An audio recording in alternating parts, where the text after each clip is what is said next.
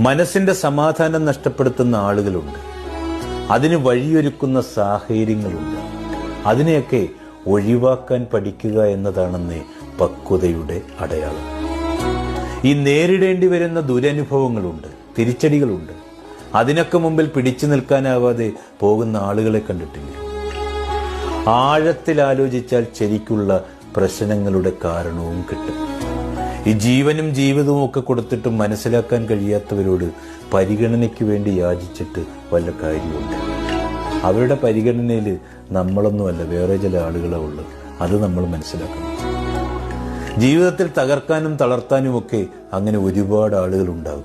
ജീവിതമെന്ന് പറയുന്നത് നമ്മുടേത് മാത്രമാണ്. ജീവിക്കേണ്ടതും നമ്മൾ തന്നെയാണ്. ഈ തളർത്തുന്നവരുടെ മുമ്പിൽ നല്ല അഭിമാനത്തോടെ ജീവിച്ച് കാണിച്ചു കൊടുക്കണം. അപ്പോഴാണെന്നേ ജീവിതം അതായി മാറുന്നത്.